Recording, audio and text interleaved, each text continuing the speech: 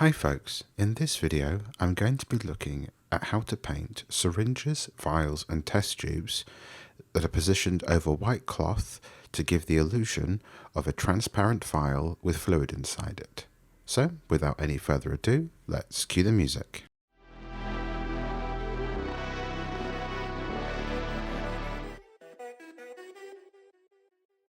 To start out with, I'm applying a base of Vallejo Ghost Grey all over my syringe. Now, this particular colour is out of print, but Ulthuan Grey from Games Workshop is a suitable replacement. And I'm using this colour as this syringe is placed over a white cloth on this model. And as we're going to give the illusion of this vial being transparent, I'm picking a colour that is nice and easy to go down, that is very similar in tone to the underlying cloth. If this was purple, red, green, blue underneath or behind this vial or test tube, then I would be picking a colour like that to give the illusion of transparency. And this is just a matter of thinning your base coat down with a little bit of water, ensuring that you get nice, smooth coats. For this next step, I'll be adding some Thunderhawk Blue from Games Workshop into my off-white colour to darken it down a bit while still keeping this cold off-white feel. Now this step is only really necessary if you are doing a white base coat for your syringe, as this is going to be a shadow tone that we're going to be placing. If this is going to be a darker colour like a green or a blue that you are doing as your background for your syringe, then you probably would need something like this, as this is allowing us to have some contrast into the pure white highlights that we're going to be applying later. And with this, I've thinned this a little bit more than usual, and what I'm doing is I'm pushing it into the areas that are going to be the darkest areas. So this is going to be right up to the top underneath the base of that syringe, and I'm going to be pushing it towards the sides, towards the cloth, as this model doesn't have a perfectly round test tube. It sort of flattens out as it hits the cloth. So I'm using this to define the edges of where we want our test tube to be.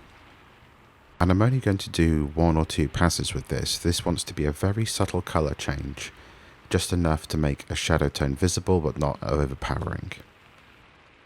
To start painting the liquid, I'm applying a base coat of Khorne Red in all the areas that I want to be fluid on this model. And as you can see, I've painted about 3/4 from the bottom upwards of this syringe to show how it's fallen down in gravity, and I've painted carefully a straight line across there. And I'm using a nice, thin, fine tip brush to ensure that I have lots of control on this. If you feel that you struggle getting a nice straight line at the top where the fluid is, rotate the model so that the line you are doing is in a vertical motion, as it's much easier to do a vertical line than a horizontal line with a paintbrush. And don't worry, you can always neaten up with your base coat colour to touch up any mistakes. And I've done 2 thin coats of this to get a nice smooth finish.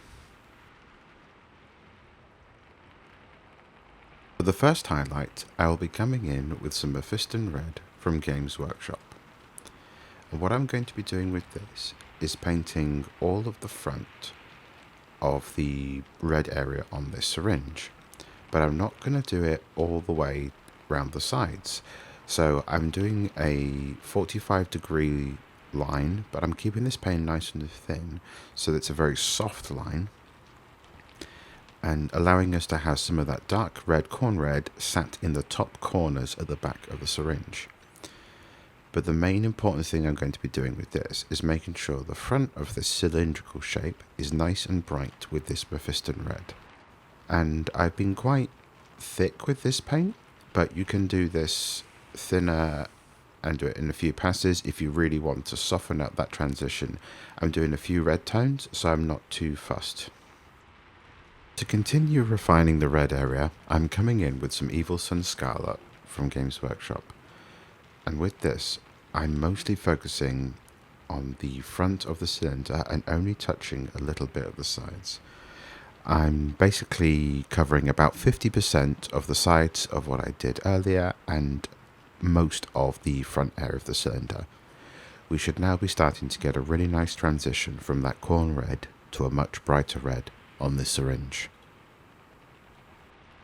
Depending on how thin you keep your paint, you might find that you want to do a couple of passes with the Evil Sunz Scarlet to really define this vivid red at the front of the cylinder.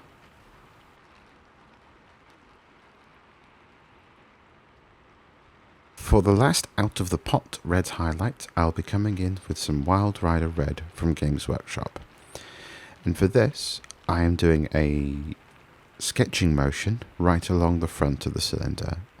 And this is purely just to show where the light is hitting down the front, and it's not a very wide piece of highlighting. It should be wide enough that you could put a true reflex highlight through the middle of it and still have some of this paint showing on either side. I'm also doing an edge highlight on this round the very top of the red areas of the fluid. And the trick with this is to take your time and try and focus on doing a nice, neat line.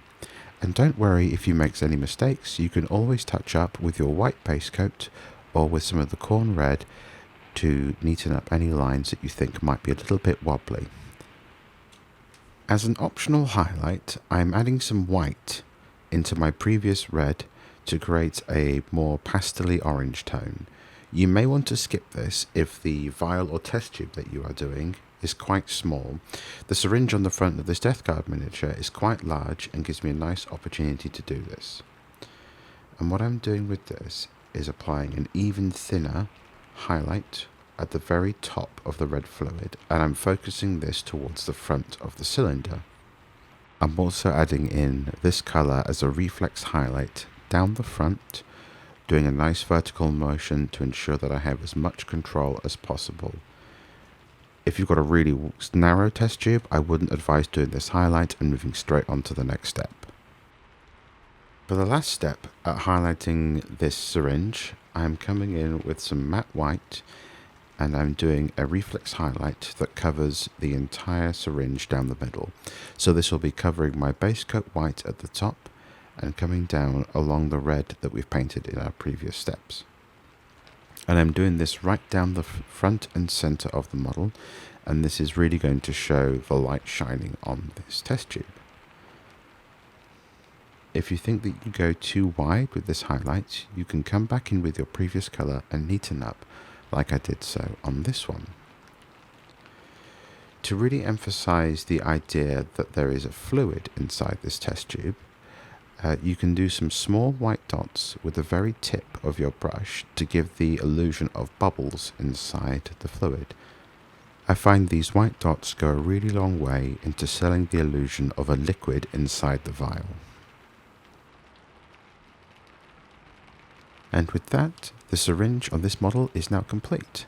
I hope this has given you some ideas onto how to paint this type of object on your miniatures. If you like this tutorial, why not consider subscribing? It's free of charge, it helps me out, and you get further updates and videos just like this one. So, until next time folks.